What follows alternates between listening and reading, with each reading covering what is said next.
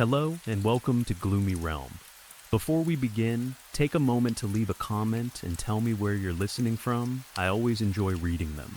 If you enjoy slow, unsettling stories that lead you beyond the familiar and into forgotten places where every shadow has a story, don't forget to like this video and subscribe to the channel. Now, get comfortable, let your body become perfectly still, and allow the sounds of the outside world to quietly disappear. Tonight, the veil between worlds begins to fade, the silence grows deeper, and an old tale emerges from the darkness. So close your eyes, listen carefully, leave the ordinary behind, and step quietly into the gloomy realm. Story 1, I still do not know whether what happened to me was an extremely vivid fever dream, a false childhood memory, or something else entirely. I was 5 or 6 years old at the time. More than 20 years have passed since then, yet the memory remains clearer than almost anything else from my childhood. I have forgotten birthdays, teachers, holidays, and entire years of school, but I can still remember that day in the mall with frightening detail. I was there with my mother and father. It was an ordinary family outing.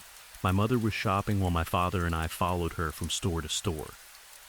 Like most children that age, I became bored quickly, so my father tried to keep me entertained. We joked around, played small games, and wandered through the aisles while waiting for my mother to finish looking at clothes.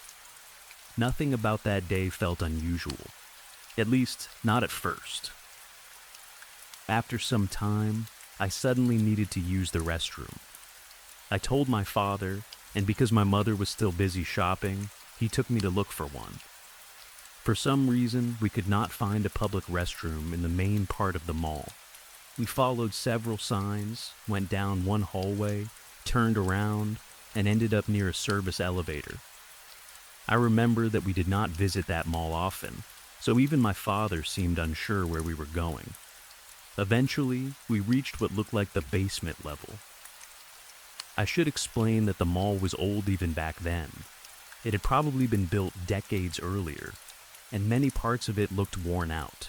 The walls were stained, some of the ceiling panels were yellow, and several of the lights flickered.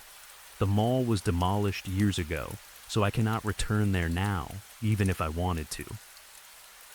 The basement felt completely different from the bright stores upstairs. It was dim and quiet. One side looked like an underground parking area, while the other appeared to be a delivery entrance where trucks brought food, clothing, and other supplies into the building. Large metal doors lined the walls. The concrete floor was dirty and uneven, and the air smelled like dust, fuel, and old water. We were not fully outside, but we were close enough to the loading area that cold air came through the open entrance. A security guard stood near one of the doors. My father asked him if there was a restroom nearby. The guard pointed farther down the basement toward a faded sign hanging from the ceiling. At that point, I was desperate, so we did not have much choice. My father walked me to the restroom entrance. I remember that he offered to come inside and help me find a stall, but I was at that age when children want to prove they can do everything by themselves. I can do it, I told him. He smiled and said he would wait outside. I entered alone. The restroom was darker than the hallway. Only a few weak lights were working. The walls were covered with old tiles, and the room smelled strongly of bleach mixed with damp concrete. I did not care. All I wanted to do was pee. I found a stall, closed the door, and relieved myself. I remember feeling proud that I had gone in alone.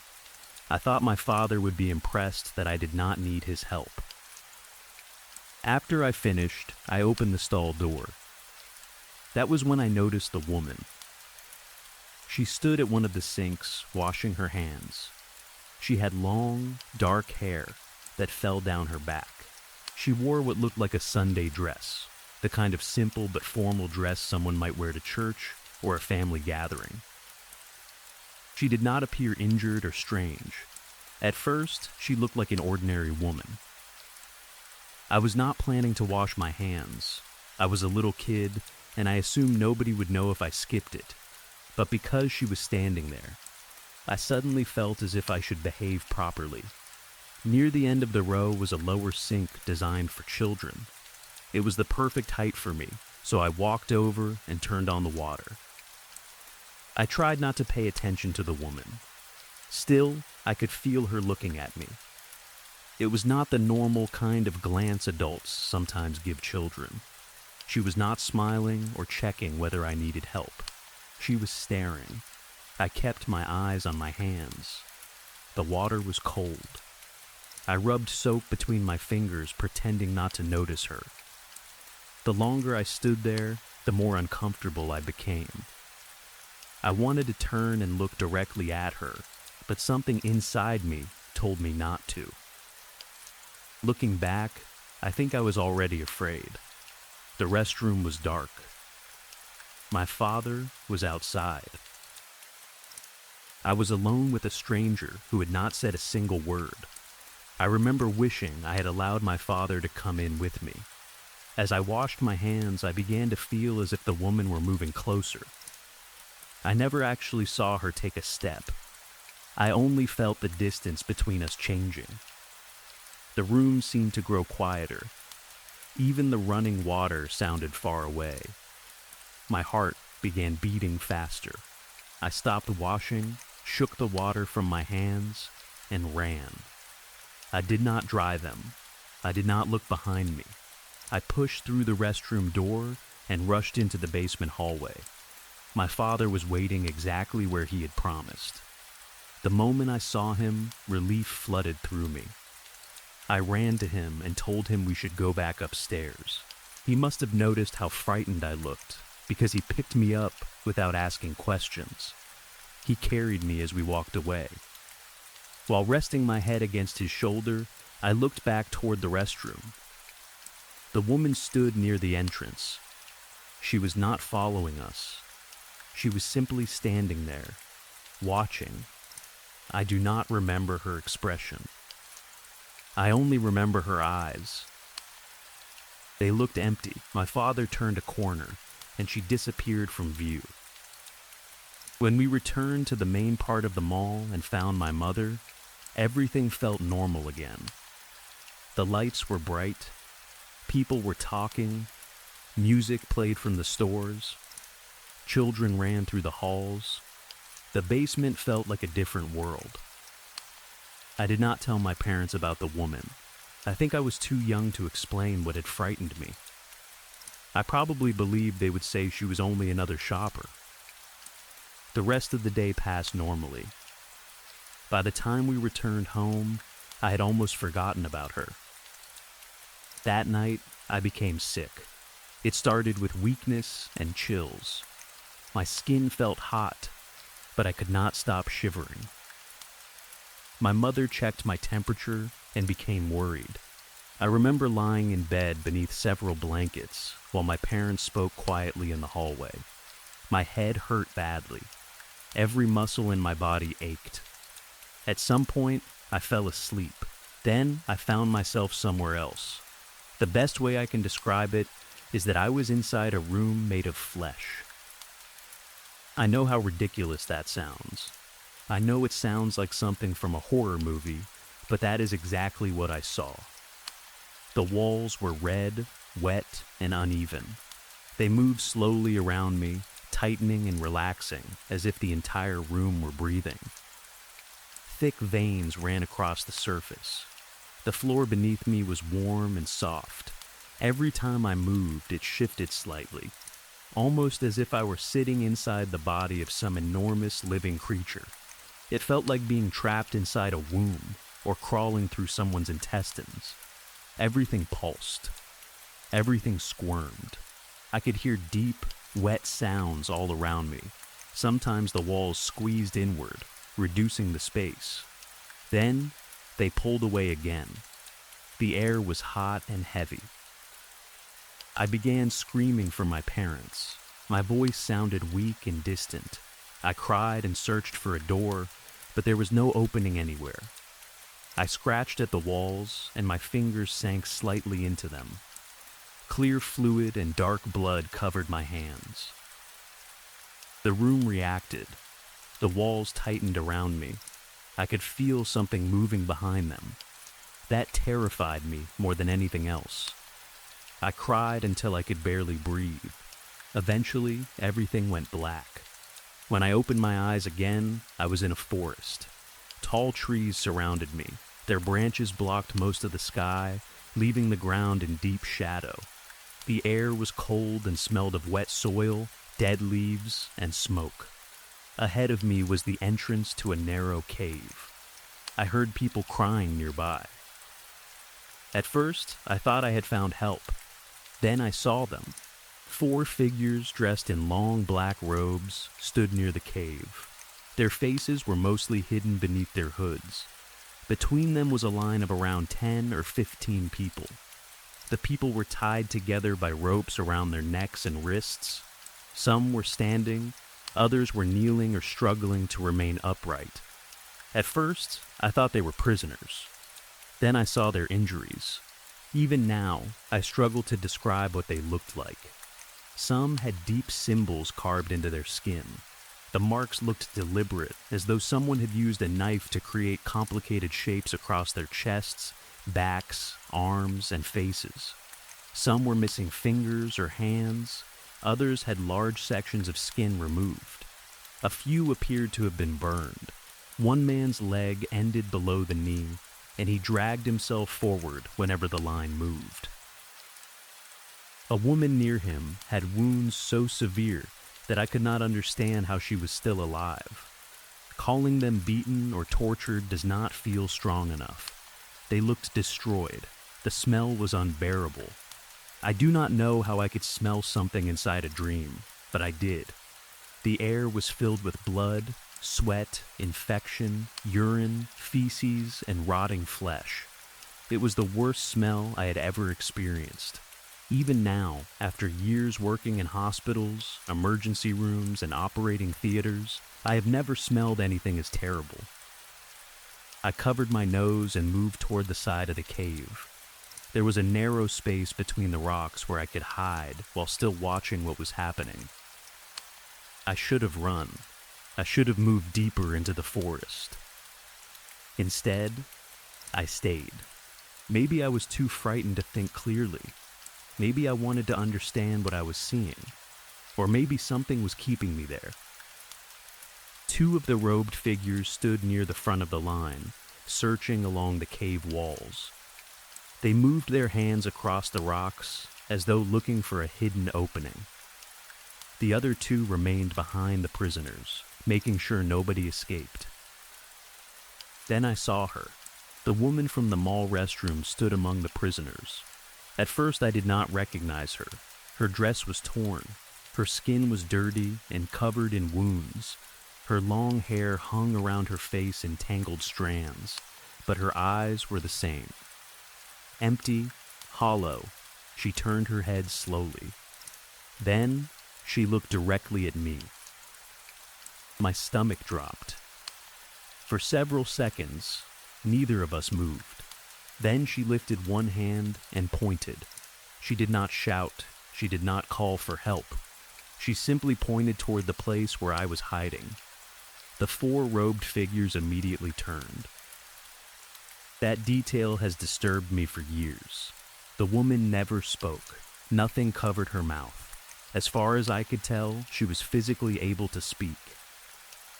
But she never made a sound. She only pointed. The robed figures began walking toward me. I tried to run, but the rocks behind me blocked the way. One of them grabbed my arm and pulled me out. I remember looking beneath the hood and trying to see a face. There was something there, but it was difficult to understand. I saw pale skin, or perhaps a mask. I saw dark holes where eyes should have been. The figures seemed confused by me. They looked at one another as if they had not expected to find a child. For one moment, I thought they might let me go. Instead, they tied a rope around my neck and attached me to the back of the line. I began crying again. I begged them to release me. "I'm not supposed to be here," I said. "My mom and dad are waiting for me." None of them answered. I pulled at the rope until it hurt my neck, but it would not come loose. The people in front of me barely reacted. Some continued crying. Others stared ahead without expression. The woman from the restroom stood several places ahead. She never looked back. The two robed figures near the front continued searching the cave. Eventually, one of them found something. At first, it looked like part of the rock wall. Then, the figure brushed away dirt and revealed a small wooden door. The door was much too small for a person to walk through. An adult would need to crawl. Several heavy chains were wrapped around it. The robed figures removed the chains one by one. Each chain struck the cave floor with a loud metallic crash. When the final chain fell away, the door slowly opened. Darkness waited beyond it. A smell poured from the opening. The prisoners began gagging. The smell coming from behind that door was worse than the injured people, worse than the cave, and worse than anything I can describe. It smelled as though every dead and rotten thing in the world had been mixed with human waste and sealed inside the earth for centuries. My eyes watered. I vomited onto the ground. The line began moving. The first prisoner dropped onto hands and knees and crawled through the doorway. The rope pulled the next person forward. One by one, they entered. Nobody came back out. The woman from the restroom reached the door. She lowered herself onto all fours. Before crawling inside, she turned her head and looked back at me. Her face was almost completely hidden by her hair, but I could still see one hollow eye. Then she disappeared into the darkness. The line continued moving. Every few seconds, the rope around my neck tightened and pulled me closer. I begged the robed figures to stop. I screamed for my parents. Nobody listened. The small wooden door grew nearer. I could hear sounds coming from beyond it. Scratching, whispering, wet movement, something heavy dragging itself across stone. Soon, only one person remained between me and the opening. Then that person crawled inside. The rope pulled tight around my neck. I fell to my knees. I was next. As the robed figure behind me reached down to force me forward, everything went black. The next thing I remember is waking in a hospital bed. Bright lights hurt my eyes, my mouth was dry, and my body felt weak. My parents sat beside me. My mother was crying. My father held my hand. I later learned that I had been unconscious for 3 days. I had dengue fever, and my condition had become serious enough that my parents rushed me to the hospital. The doctors said the fever had caused confusion and unusual dreams. After I recovered, life continued. I went back to school. I played with friends.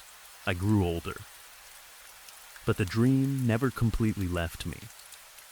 Every few months, something would remind me of the cave, the smell, or the woman. When that happened, I became sick to my stomach. Sometimes I vomited. I never told my parents. I buried the memory as deeply as I could.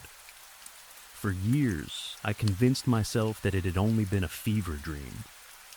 Children have powerful imaginations. High fevers can create strange hallucinations. Perhaps I had seen something frightening on television. Perhaps my mind had combined the woman from the restroom with images I did not fully understand. Still, one question always bothered me. How could a child that young imagine those injuries? How could I understand torture, ritual markings, degloving, or amputation? At 5 or 6 years old, I did not even know those words. As I grew older, the memory became easier to ignore. I eventually achieved my dream of becoming a doctor. Medical school was difficult, but I loved it. Learning about the human body gave me a sense of control. Things that once frightened me became understandable. Blood was only blood. Pain had causes. Injuries followed patterns. Death was tragic, but it was not mysterious. For years, I thought becoming a doctor had finally freed me from that childhood nightmare. Then, recently, I saw her again. I was working in the emergency department when paramedics rushed in a female patient with severe injuries. The room became chaotic immediately. Nurses prepared equipment. Someone called for blood. Another doctor checked her airway while I began examining the rest of her body. At first, all I saw was trauma, multiple fractures, deep wounds, severe soft tissue damage, signs of prolonged abuse. Then I saw her face. My hand stopped moving. It was the woman from the restroom. She looked exactly the same long hair, the same hollow eyes, the same face she had possessed more than 20 years earlier. She had not aged. For a few seconds, I could not breathe. One of the nurses asked if I was all right. I forced myself to continue. There was no time to think about dreams or childhood memories. She was alive, and my job was to save her. We worked on her for what felt like hours. Her injuries were extensive. Some were unlike anything I had seen in my entire career. There were strange symbols carved into her skin, the same symbols I remembered seeing on the prisoners in the cave. They covered parts of her arms, chest, back, and legs. Some were old scars, others were fresh. One injury in particular still keeps me awake, but I do not feel comfortable describing it. I tried to save her. I truly did. We gave her blood, controlled what bleeding we could, and attempted to stabilize her long enough for surgery. But her body could not survive the damage. Her heart stopped. We brought it back once. Then it stopped again. Eventually, there was nothing more we could do. I stood beside the table and watched the monitor become a flat line. Afterward, I stared at her face. I wanted to ask her so many questions. Who was she? Had she seen me in the restroom? Had she been in the cave? How had she appeared exactly the same after more than 20 years? Had the dream been real? But she was dead. She had been found in a public place and brought to our hospital. The fact that she had arrived alive was almost impossible. She was admitted as a Jane Doe. She had no identification, no wallet, no phone, no jewelry, nothing that could tell us who she was. The police took control of the investigation almost immediately. I was not supposed to know anything beyond what was necessary for her medical treatment. Whenever I asked where she had been found, or whether anyone had been seen with her, I received the same response. It's being handled. That answer only made me more frightened. I began searching old records whenever I had the opportunity, but I found nothing useful. No missing person matching her description, no previous hospital admissions, no identity. It was as if she had never existed. I have not slept properly since that night. Every time I close my eyes, I see the restroom. I see the cave. I see those people crawling through the wooden door. I remember the symbols carved into their skin. Then, I see the woman lying on my emergency room table. Sometimes, I wonder whether she recognized me. For a few seconds before she lost consciousness, her eyes opened. She looked directly at me. She could not speak because of her injuries, but one of her hands moved slightly. Her finger lifted from the table and pointed at me. I keep thinking about what that meant. Was she warning me? Was she identifying me? Or was she showing something else where I stood? I barely manage to go to work now. Every unfamiliar patient makes me nervous. Every dark hallway reminds me of the mall basement.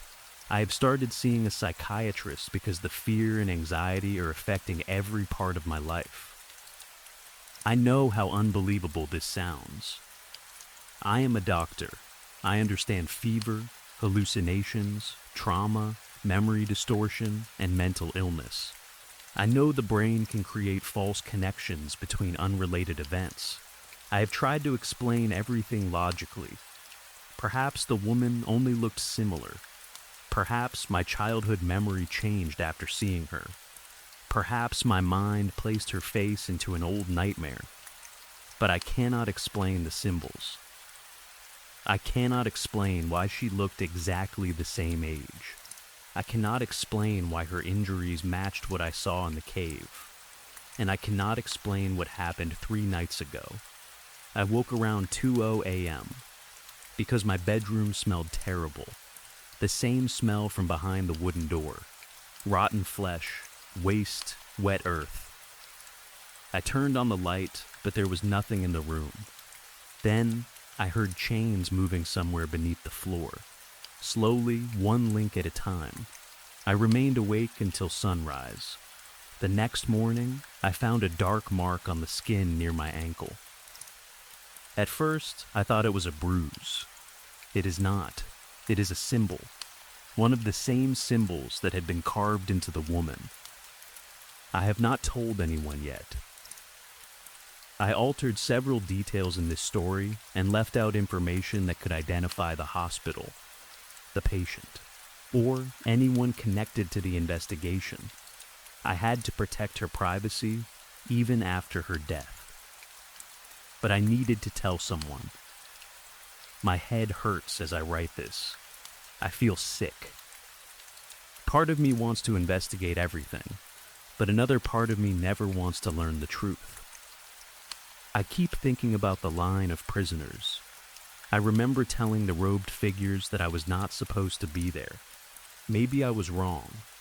Maybe they did not take me by accident. Maybe the fever did not create the dream. Maybe it only allowed me to see something I was never supposed to remember. And now, after all these years, they have finally found me again. I do not know whether I will end up like the woman. I do not know whether I will be taken back to that cave. I only know that the mark on my ankle is getting darker, and every night, just before I fall asleep, I hear a woman walking through my hallway. She never speaks. She stops outside my bedroom door. Then I see her shadow beneath it. One arm slowly rises, and a single finger points toward my bed. May she rest in peace. Story 2. It has been happening for as long as I can remember. Maybe even before that, if memories from early childhood can be trusted.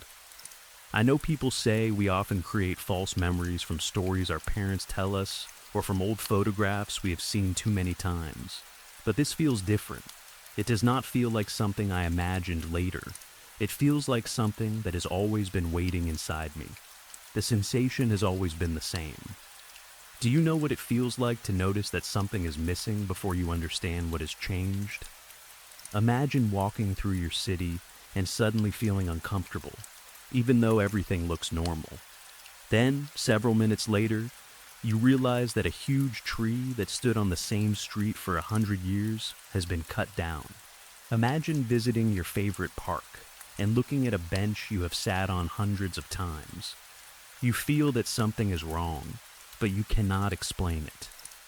Then you notice that the bench used to be green, and now it is red.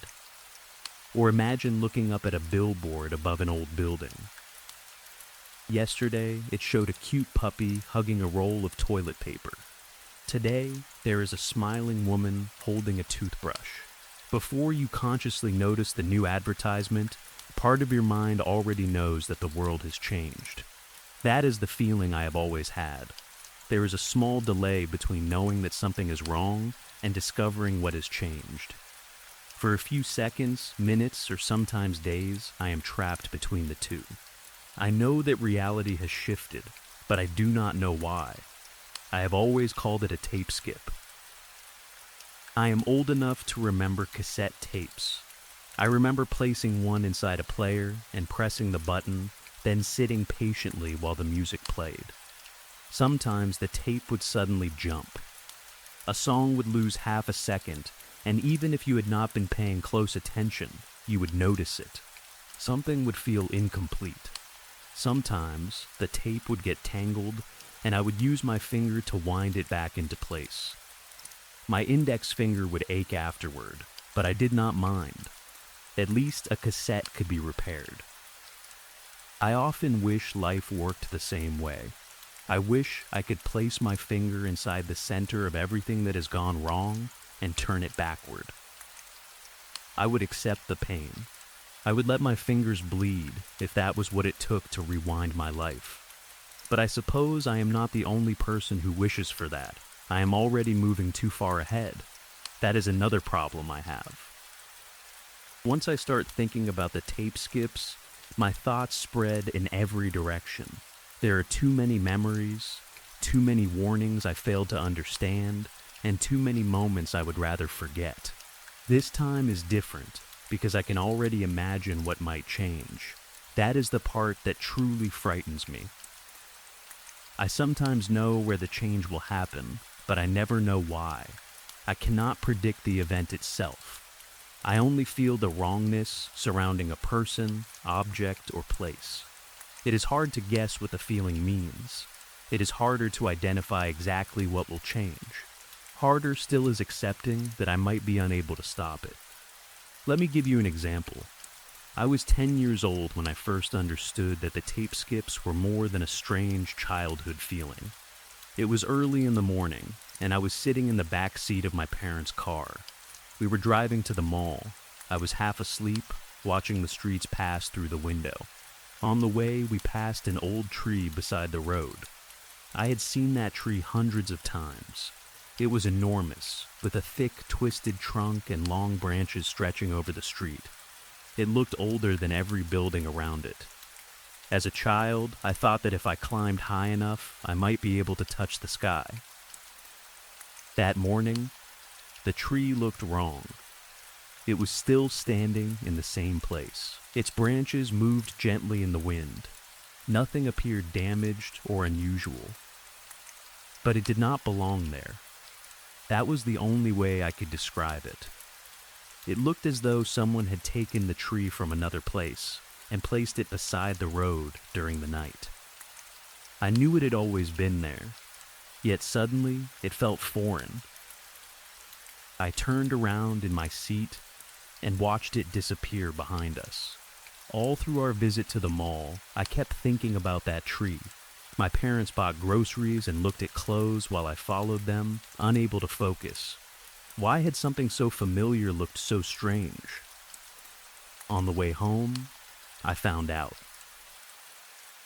An 18-wheel lorry had crashed into the tree. Police cars and emergency vehicles covered the road. People stood behind barriers, staring at the wreckage. The front of the lorry was crushed.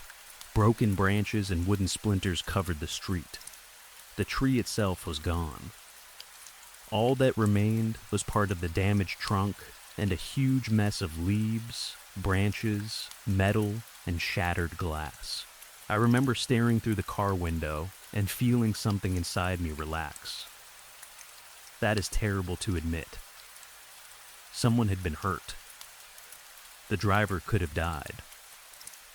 A tree that had stood there for longer than I had been alive had been destroyed.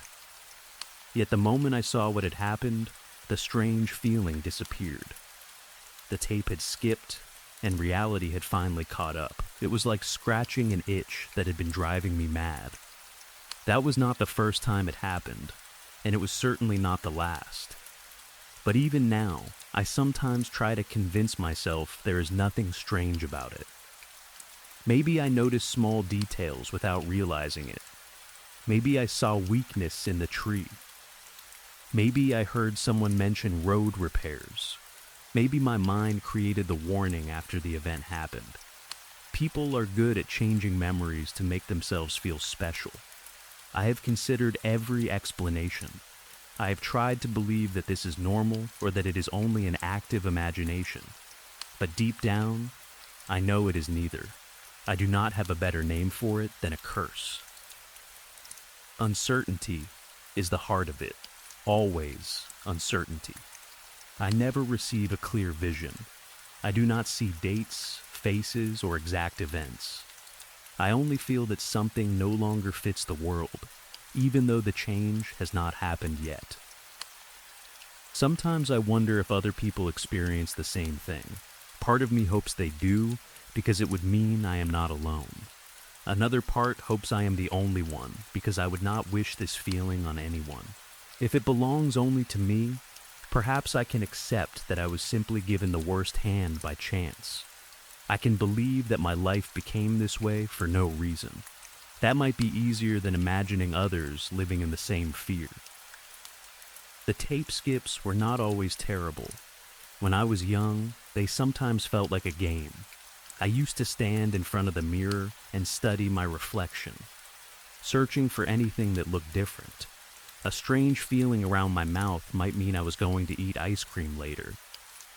If my bedroom felt unusual, I would search the room, wondering if my parents had hidden a new toy somewhere. Christmas was the best time for it. The whole house would feel filled with secrets. I would stare at the television for hours, even when it was turned off, because I thought the strange feeling around it meant I might finally receive a video game console. I would watch the oven and imagine a cake appearing inside it. Every object became a promise. The world was full of wonder and discovery, and I loved every moment of it. At school, the tape skips made me interesting. I could sometimes sense when a teacher was about to change the seating arrangement. I knew when a lesson would be interrupted or when someone would bring sweets into class. I could never explain how I knew, so I pretended they were guesses. The other children thought I was clever or lucky. I was not the most popular boy at school, but I had more friends than I could count. People liked asking me what I thought would happen next. I remember good moments and bad ones, strange days and peaceful ones. For a while, I tried telling adults about the feeling. They gave me uncomfortable looks. My teachers said I had a strong imagination. My parents smiled at first, but when I continued talking about it, their smiles disappeared. I learned to stay quiet. I only shared the truth with people I trusted. Eventually, all my close friends knew about the tape skips. With them, it felt useful. I could warn them when they might get into trouble. If one of them looked strange to me before school, I would tell them to avoid fighting or breaking rules. Sometimes the warning worked. Sometimes nothing happened. To us, I became a kind of childish oracle with scraped knees, dirty shoes, and no real understanding of what I was doing. The fun ended because of Danny. Danny was one of my closest friends. We played together almost every day. He lived only a few houses away, and his parents knew mine well. One summer, Danny began to look wrong. It was the same feeling I had experienced with the old tree, only much stronger. His face had not changed, his clothes were normal, his voice sounded exactly the same, but something about him seemed out of place. Whenever he entered a room, I felt as though I was looking at a photograph of someone who was no longer alive. I did not think those exact words at the time. I was still a child. I only knew that I became frightened whenever I saw him. The feeling continued for days. I repeatedly told Danny to be careful. I told him not to go anywhere alone. I asked him to avoid roads, rivers, strangers, and anything dangerous. He laughed at me. His family was planning a camping trip, and that was all he wanted to talk about. He described the forest, the tents, the lake, and all the things they were going to do. Part of me felt relieved because he would be with his parents. The other part was screaming. As the trip came closer, I became more anxious. I begged him not to go. He promised he would be careful, but I could tell he did not take me seriously. The camping trip ended after only 2 days. His parents returned to the neighborhood without him. I saw their car and ran outside. Danny was not inside. His mother looked as if she had aged 20 years. His father would not look at anyone. Danny had gone missing. I screamed at them. I asked where he was. I demanded to know what had happened and whether he had said anything before disappearing. I told them we needed to return to the forest. I said I could help find him. My parents had to drag me away. I kicked, cried, and fought them all the way home. For years, I never learned what happened to Danny. His parents moved out of the neighborhood soon afterward. The adults refused to discuss the details around me. Back then, I assumed they moved because staying there reminded them of their son. Now I know the real reason. I wish I did not. That is how the tape skips have always been. Some memories are among the happiest I have. Others should never have existed. How was I supposed to warn anyone when I could not understand the warning myself? A therapist once told me the feeling came from grief. Another said I had imposter syndrome and an unhealthy need to feel important. There was also anxiety, obsession, paranoia, and a tendency to catastrophize. They gave me many words. None of those words explained what I felt. How could the therapist know? How could she understand something she had never experienced? How could she be so certain when uncertainty had controlled my entire life? I asked myself those questions repeatedly. I still do. I do not know whether I am the only person like this. I truly hope I am. Despite everything, the tape skip brought one wonderful thing into my life. It brought me Sarah, or perhaps it led me to her. Maybe Sarah would have entered my life anyway. I cannot tell anymore. Sometimes I wonder whether the person who made me happier than I had ever been was truly meant for me, or whether our entire life together was another cruel joke. I often feel like a spectator. Looking back, it seems as though I never truly participated in my own life. I only watched events unfold, catching brief glimpses of the threads that held reality together. The glimpses lasted long enough for me to guess, but never long enough for me to understand.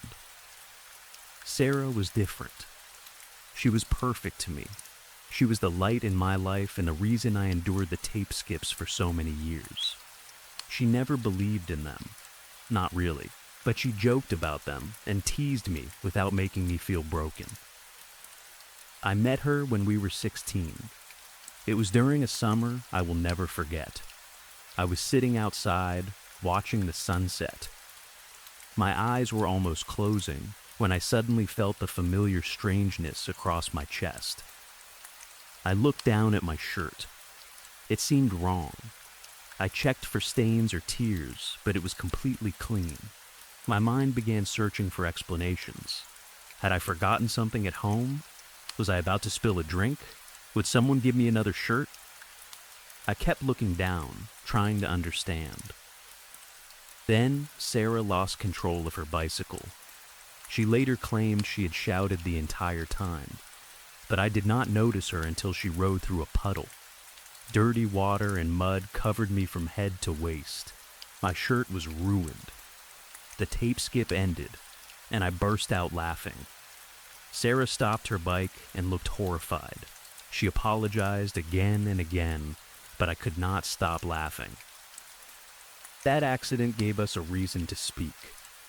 Afterward, we began seeing each other more often. Then we started dating. Life with Sarah was peaceful in a way I had never known. We stayed together through high school, college, and the beginning of our careers. We understood each other so well that I rarely worried about the future. I could sense when an argument was coming. I could tell when I had done something wrong before she said a word. The uncertainty still existed, but Sarah gave it shape. She offered clarity when my mind could not. For the first time, I felt at peace. The tape skips no longer seemed unbearable. Then came the happiest one. One morning I looked at Sarah and noticed a strange feeling around her stomach. I cannot explain where I saw it. It was not a glow or a shadow. There was nothing visible. But I knew. I wrapped my arms around her and began to cry. She thought something terrible had happened. I told her she was pregnant. Sarah laughed and said I was being ridiculous. She did not believe me at first, but several weeks later, she finally agreed to see a doctor. She was pregnant with our daughter Melissa. I had never been happier. When Melissa was born, I could not stop looking at her. I searched her face, hands, and tiny body for signs of change. I was terrified that one day she would look like Danny. I promised myself I would protect her. I wanted to stay beside her every hour of every day. We played with imaginary tea and cookies. I listened to her laugh until my face hurt from smiling. She used to cover her eyes with both hands and claim she was invisible because she could not see us. I loved her silly games, her bedtime stories, and our trips to the zoo. Sarah and Melissa became my entire world. Then, I saw it. I saw the wrongness around my daughter. I wanted to tear out my eyes. Melissa looked the same as she had the day before, but she felt out of place. It was the same sensation I had felt around Danny, the same strange distance, the same feeling that I was looking at someone who would soon be missing from the world. I told Sarah that something was wrong. I said we had to protect Melissa. We could not let her out of our sight, no matter what happened. At first, Sarah tried to calm me. She agreed to check the doors twice. She allowed me to call the school more often. She said whatever she thought would help me sleep. But the feeling did not disappear. It grew stronger. I followed Melissa from room to room. I stood beside her bed at night to make sure she was breathing. I checked every person who came near her. Sarah began to complain. Then the argument started. She said I was frightening our daughter. I told her she did not understand. No one ever understood. I could see what other people could not. I knew something was coming, even if I could not explain exactly what it was. Surely that meant I was supposed to look deeper. Surely I was meant to discover the danger before it arrived. I could have saved Danny. I should have forced my parents to take me to the forest. I should have gone on the camping trip. Maybe I could have found him before the others did. Things became worse over the years. After the first year, Sarah refused to discuss the tape skips. She became quiet around me. Melissa also grew distant. She stopped running into my arms when I entered the room. Sometimes she hid behind her mother. I did not understand why. I only wanted to protect her. How could I protect my daughter if she refused to be near me? By the time Melissa was 6, I hardly saw her. Sarah took her away. She doomed our daughter.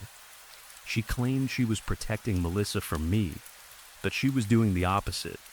Sarah could not see what I saw. She did not have the tape skip. She was not capable of recognizing the danger. The lawyers did not understand. The judge did not understand. The entire court seemed to be against me. They looked at me as though I were a criminal. They repeated Sarah's stories and acted as though fear made her words true. They said I had been watching Melissa through the windows. They said I had followed them to school. Of course, I followed them. I had to know whether Melissa was safe. They said I broke into Sarah's house. It had been my home too. They said I attacked a man because he stood near my daughter. He looked wrong. No one cared about that. Everyone wanted blood. They were ready to destroy me because they could not understand what it was like to live with this curse. They did not know what it was like to sense disaster without being able to explain it. I had lived with that fear my whole life. And what did they give me? A uniform, a small room, bars across the window, pills every morning and evening. I should be outside protecting my daughter. Instead, I am trapped here with people who keep telling me Melissa is safe. They will not tell me where she lives. They say it is better that way.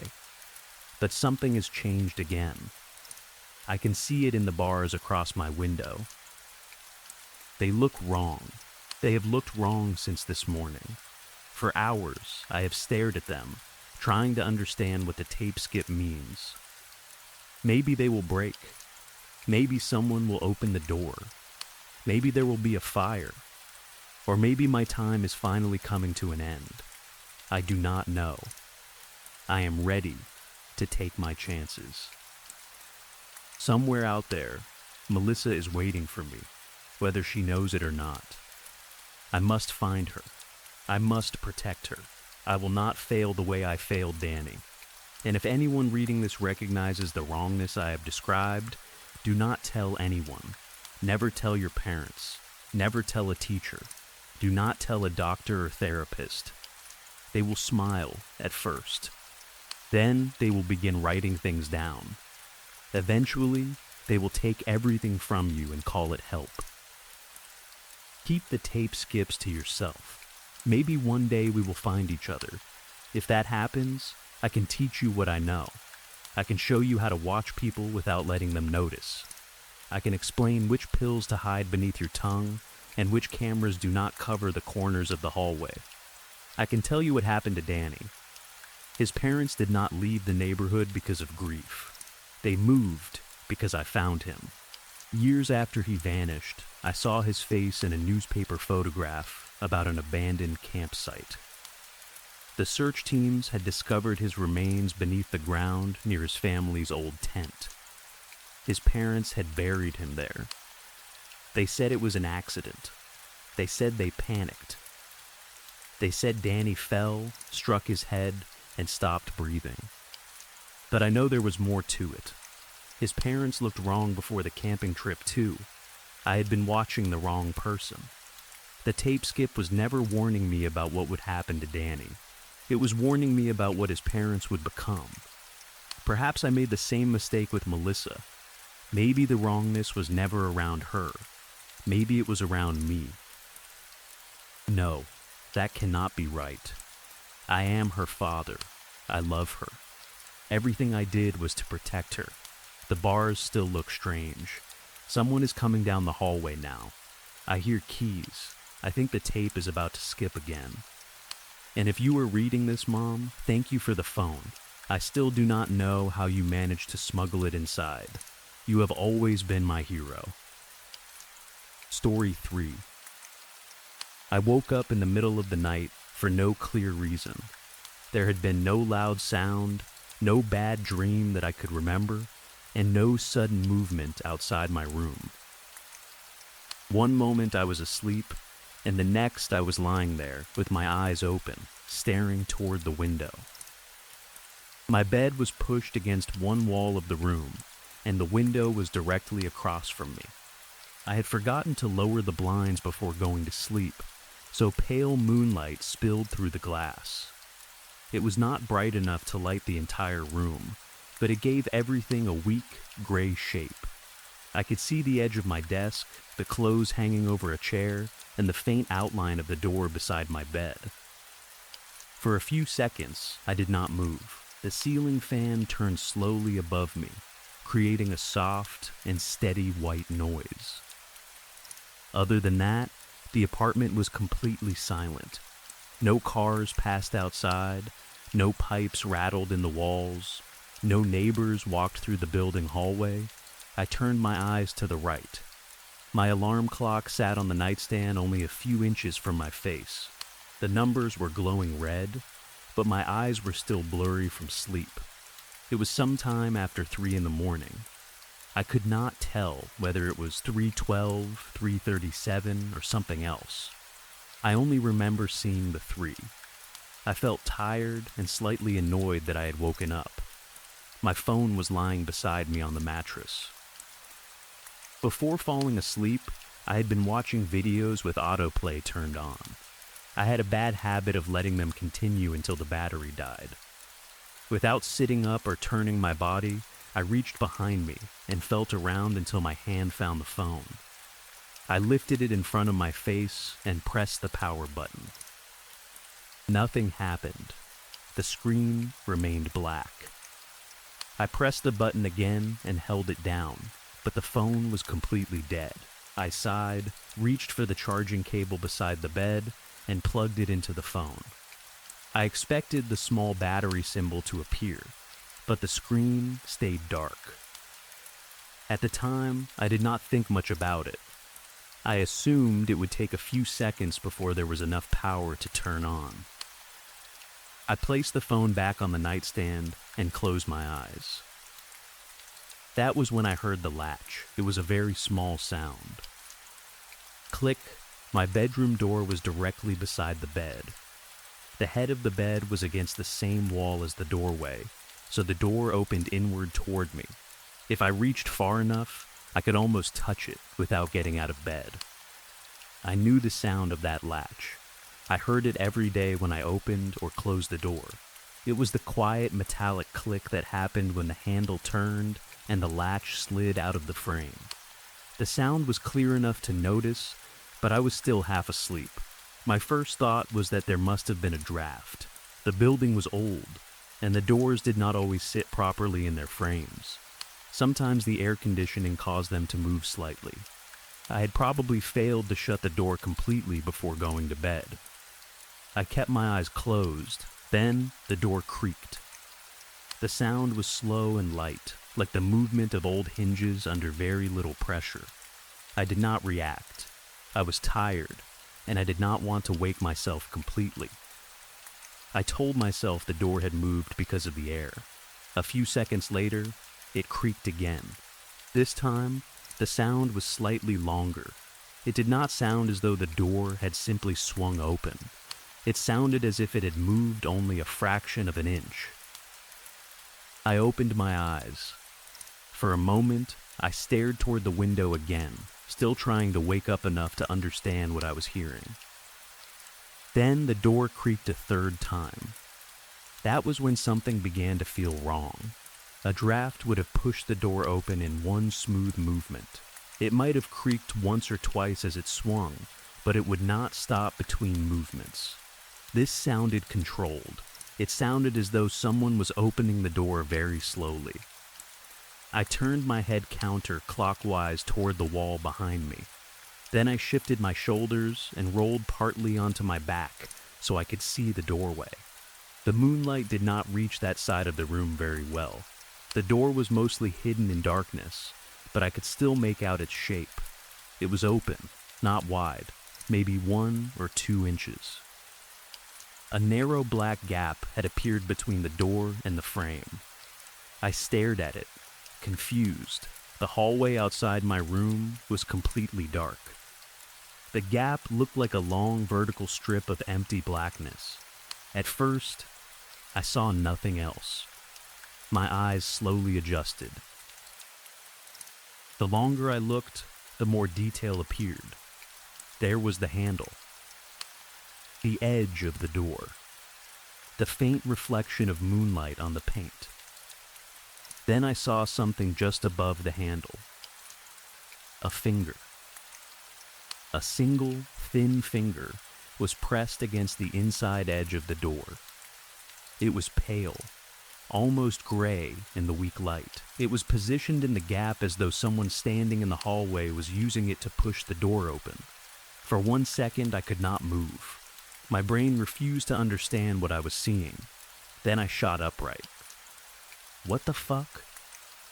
The words came out louder than I intended. I threw the blanket away and moved backward against the wall. The finger immediately disappeared. The door drifted slowly back toward the frame.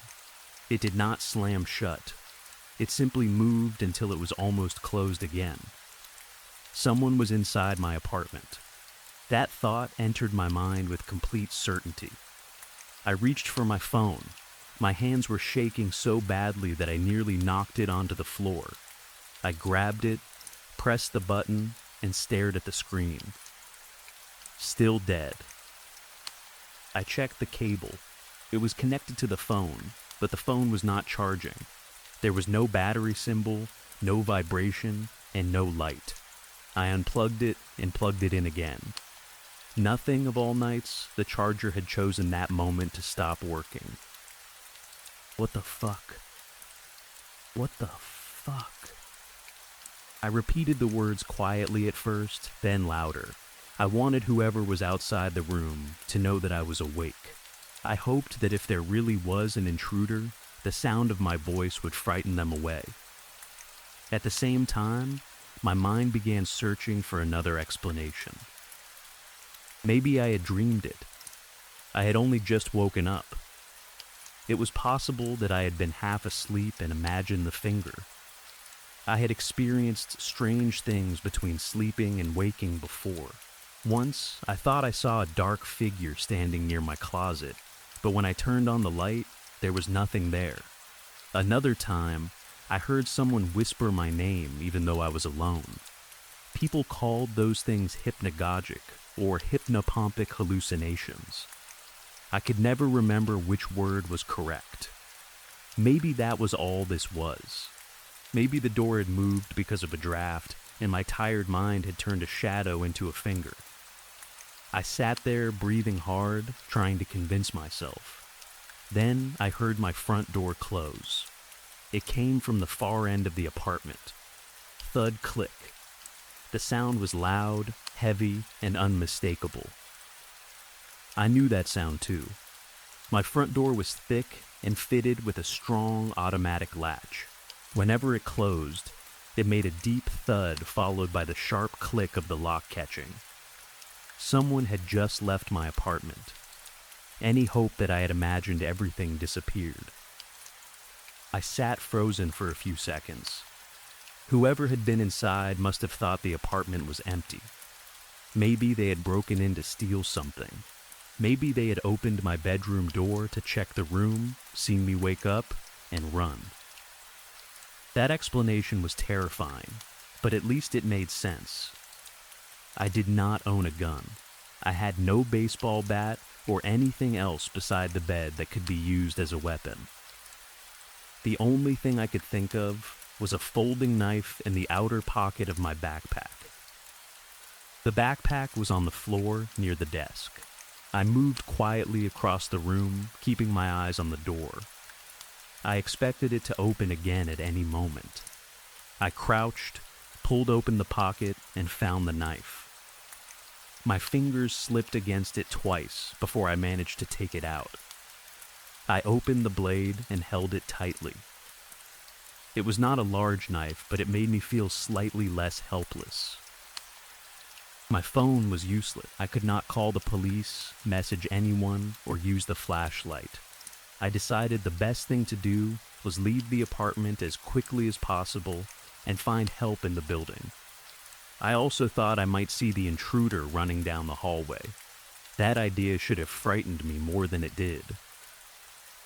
Part of me wanted to know who had been inside. I wanted proof that I had not imagined it. Still, something about the situation felt wrong. A normal burglar would not slowly push open a bedroom door with one finger. They would not stand silently in the hallway while the person inside slept.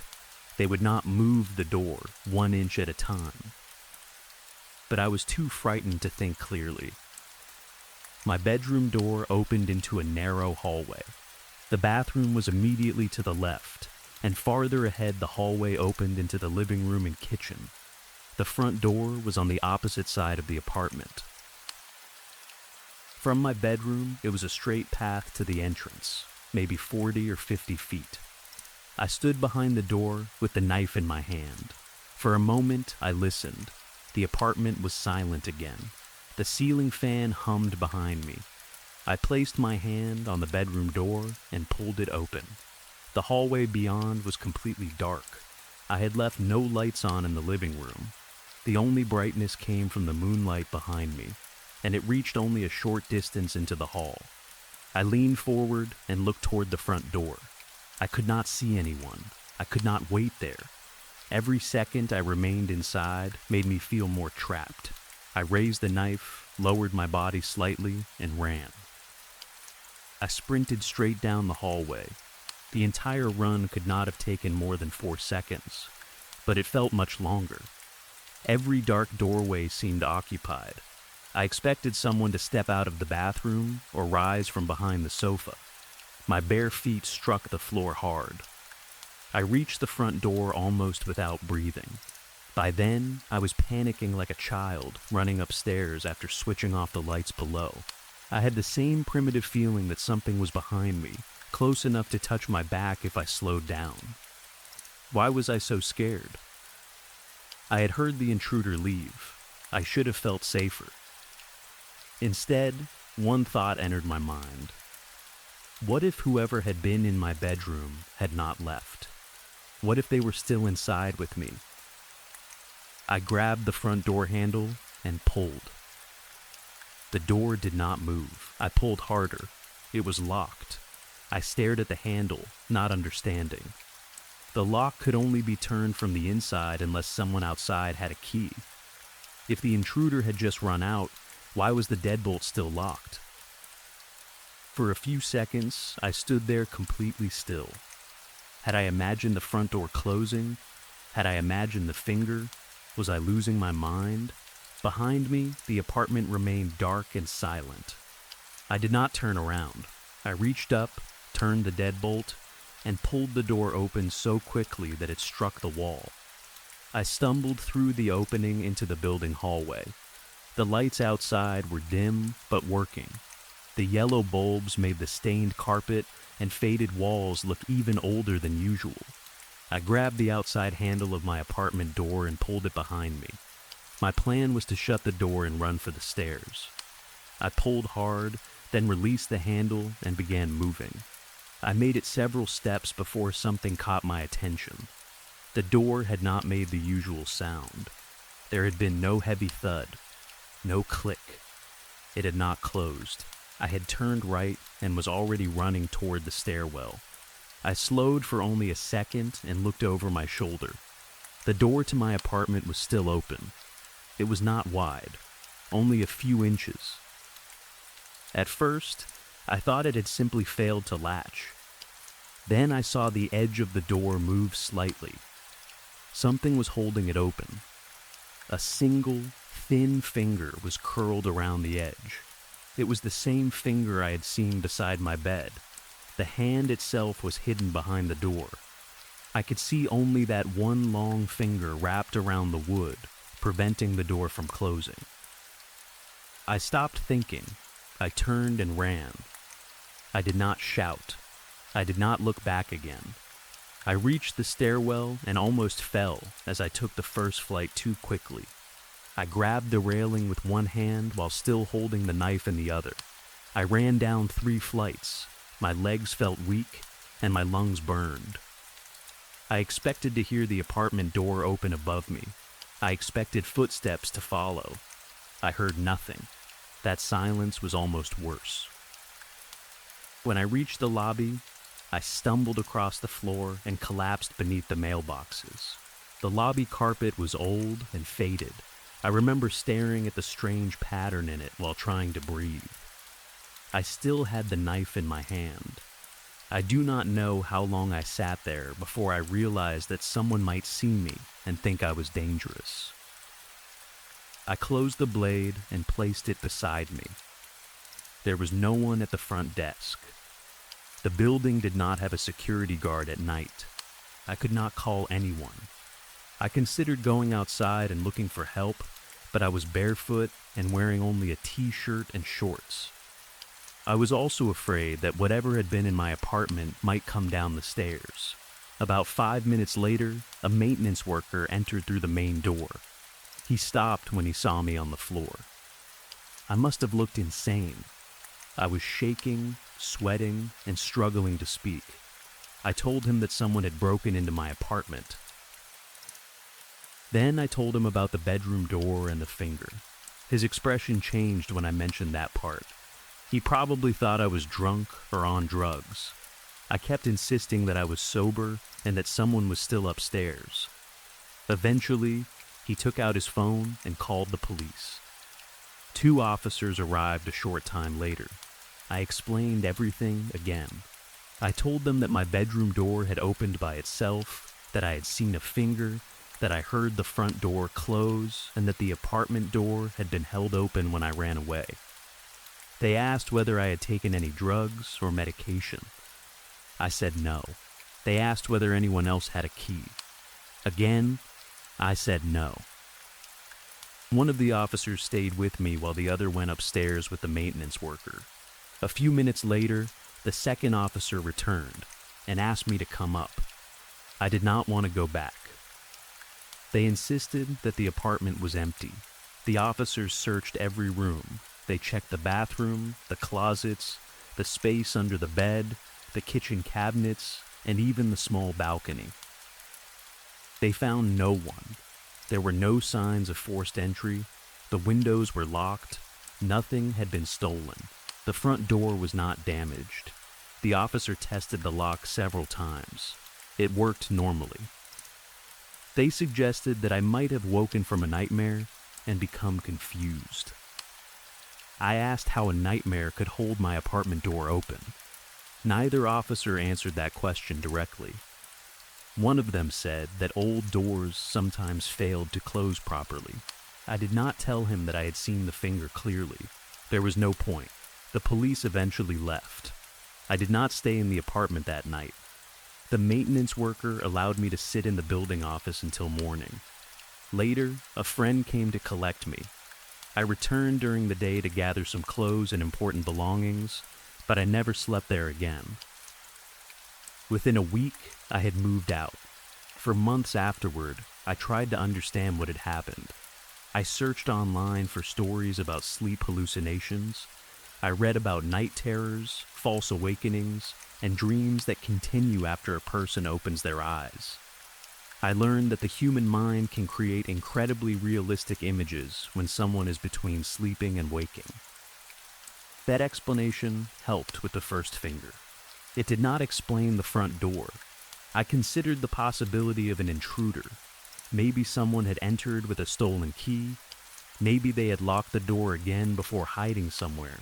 Maybe the person had escaped while the police were on their way. But there was nowhere to hide between my bedroom and the front entrance without me passing them. I had run through the apartment in only a few seconds. The bathroom was the only room near the hallway, but the door had been open. I would have seen someone inside. I began therapy because I could no longer sleep properly. Every time a door moved, I woke up. Every creak in the wall made my heart race. I checked locks repeatedly. I started sleeping with lights on. My therapist helped me accept that I might never find an explanation. Maybe my tired mind had connected several ordinary things and created one terrifying memory. Maybe the bedroom door moved because of a draft. Maybe the front door sound came from another apartment. Maybe my own door failed to close because I had released it too early.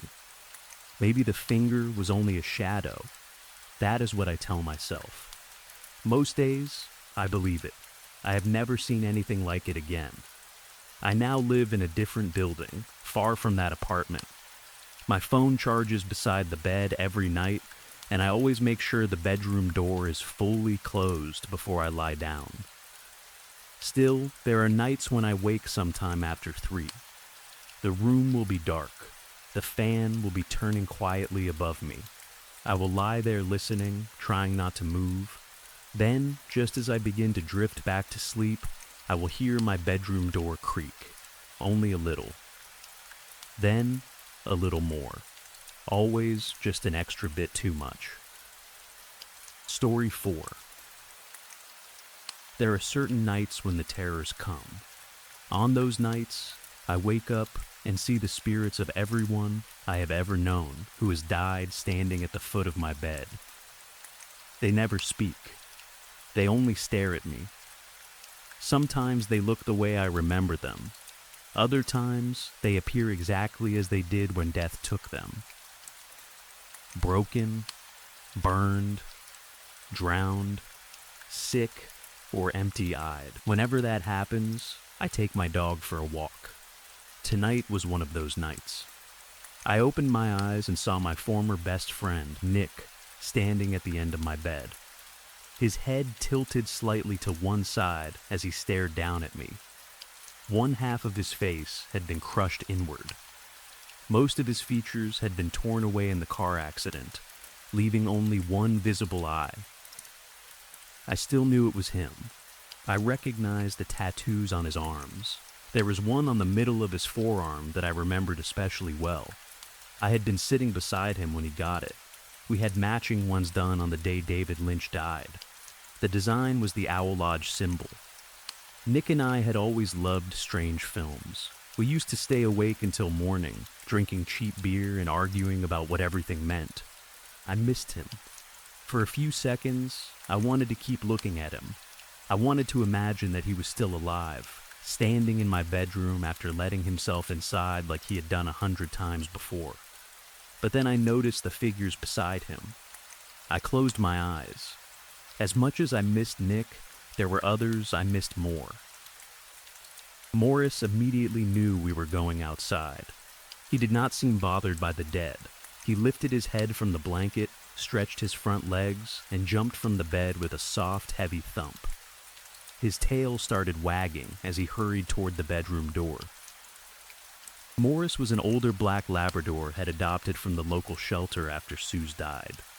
His previous owner had been an elderly man who passed away. No one in the family had been willing to take the dog, so Morris had been left behind. In a way, Morris and I had been made for each other. We were both old enough to understand loss. We were both alone. We both needed someone who would stay. It did not take long for us to become close. The shelter workers could not tell me exactly how old he was. They guessed somewhere between 8 and 11. Despite his age, he still had the energy of a puppy when he wanted to. He loved walks, treats, car rides, and chasing any animal foolish enough to move near him. I sat up and waited for the room to stop spinning. When I opened my eyes again, Nick and the others were gone. At least, I could no longer see them. I changed into a gray sweatsuit, slipped on my boots, and grabbed Morris's leash from the hook by the door. It was a short leather lead with a heavy brass clip. I also filled one pocket with liver treats.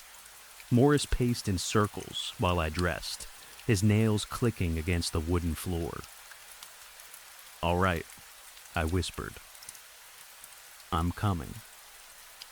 We walked downstairs and stepped outside into the cool night air. My house stood on several wooded acres that bordered public parkland. It was isolated, which had once been exactly what Susan and I wanted. The nearest neighbors lived far enough away that I rarely saw them. They were quiet people anyway. I had not spoken to anyone all week. I planned to drive into town the next day for groceries. I would probably talk too much to whoever happened to be working at the store. When you live alone, even a short conversation with a cashier can feel important. Behind my house was a trail system that led through the forest to a nearby lake. It was not really a lake. It was closer to a large pond, but everyone in the area called it a lake, so I did too. On the opposite side stood a small hill known as Mount Trident.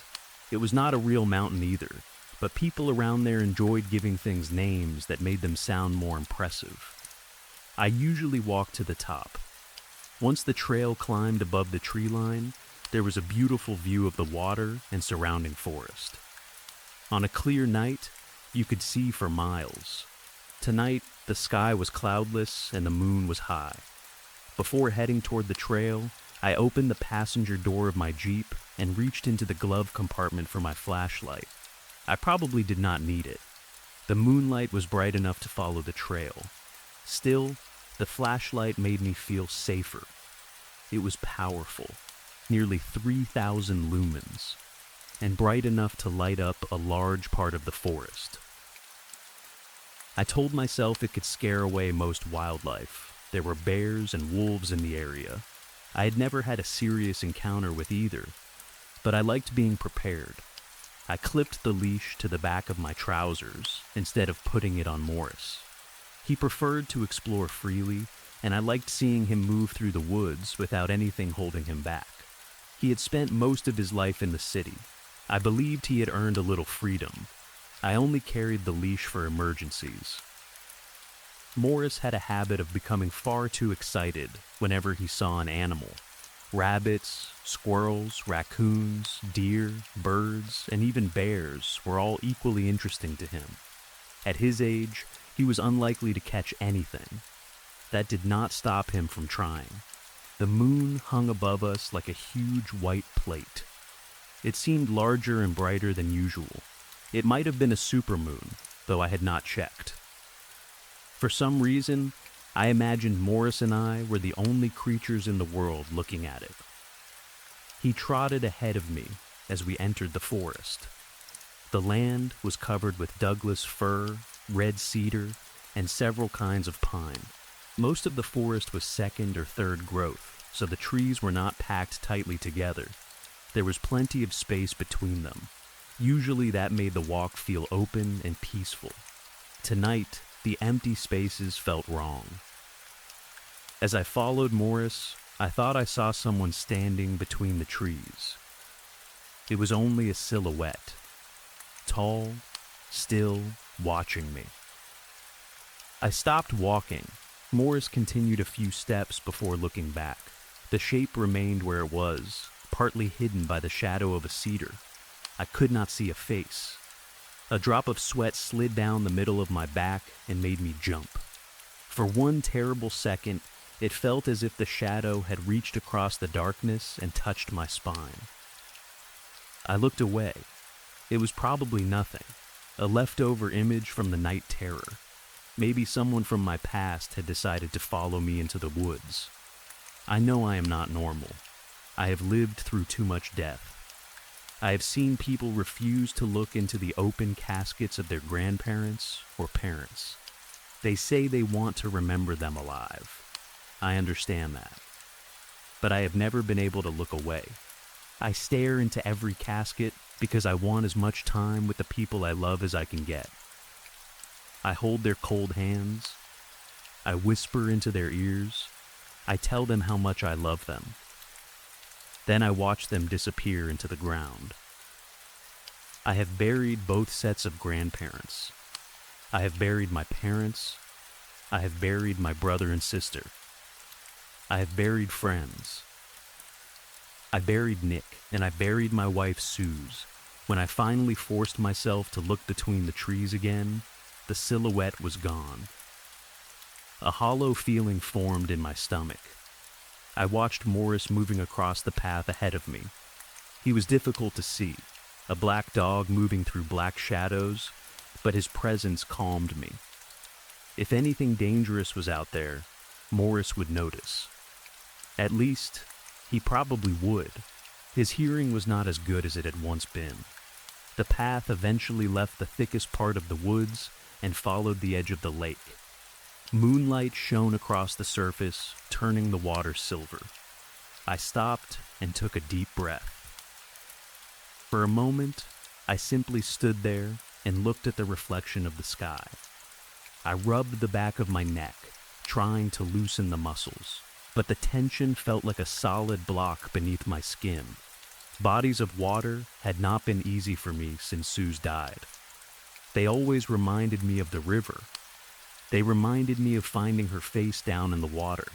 Her skin had been blue. When I pulled her over, her eyes had looked too large, almost pushed from their sockets. I could not understand how quickly death had taken her. We had stopped near the river during a road trip. She had wanted to walk down to the water while I returned to the car for a blanket. I was gone for no more than 15 minutes. When I came back, she was floating. People sometimes asked why I still lived so close to a lake. The answer was simple. This cabin had been our dream. Suze and I had spent years talking about leaving the city and buying a place in the woods. We wanted trees, silence, and enough land that we could sit outside without hearing traffic. After she died, moving away would not have helped. There was nowhere I could go to escape her. Her memory was everywhere. It was in the house. It was in the furniture we had chosen together. It was in the clothes she had left in the wardrobe. It was even on my skin. My body was covered with tattoos we had collected over the years. I remembered sitting across from her in tattoo shops while different artists worked on us. Suze could make anyone laugh. Even people who had just met her seemed to feel comfortable around her. I had a large traditional skull tattoo on one hand. She hated it. She used to twist her face into a ridiculous expression, copying the skull's silly grin.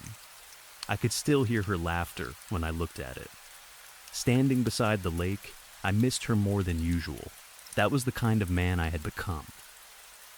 Hopelessly morbid, terribly romantic, filled with regret and longing for a woman who would never come home. As I started walking again, I saw the memory of Suze's body floating across the water. I blinked several times. It disappeared. My mind was playing tricks on me. The trail along the shore was easy and well-traveled. Under the bright moon, the whole world looked like daytime turned inside out. Everything was visible, but none of it had color. Morris crossed the path ahead of me. He never came too close, but he stayed near enough to remind me that I was not alone. As we reached the far end of the lake, I noticed someone standing in the shallow water on the opposite shore. The figure was perhaps 100 meters away. It stood completely still, facing me.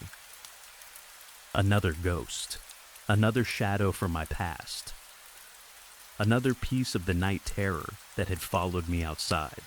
I knew night terrors usually happened when a person was partly asleep. Was I still dreaming? Had some part of me never left the bedroom? For one moment, I thought the figure might be Suze. I imagined walking into the lake and swimming across to her. Then I remembered that I was a terrible swimmer. I used to joke that I drowned better than I swam. I no longer made that joke. It felt cruel now. Not that I had many people to joke with. Mostly I talked to Morris. I turned away from the figure and looked around for him. I had not seen him for several minutes. Morris. Nothing answered. I called again, this time with panic rising in my voice. Morris. There were wolves in those woods. Bears too. I heard movement in the brush nearby. That helped calm me slightly. I raised the flashlight, but did not switch it on. I did not want to destroy my night vision unless I had to. Morris? The movement stopped. For several seconds, there was silence. Then something rushed through the brush. A body pressed against my leg. I felt fur. Relief moved through me. Good boy, I whispered. Knowing he was close helped me continue. Still, the night felt wrong. There was a quiet trembling at the base of my neck that would not disappear. Maybe my body had become cold after leaving the warmth of the house. Or maybe the dead were walking behind me. I imagined their bare feet moving silently over the pine needles. The smell came next, rotting flesh. It hid beneath the damp scent of the lake and the trees. At first, I thought there might be a dead animal nearby. The forest was full of birds, squirrels, rabbits, and deer. Something was always dying somewhere. But the smell stayed with me as I walked. It reminded me of old cheese. It also reminded me of the unpleasant smell that can gather behind someone's ears if they do not wash properly.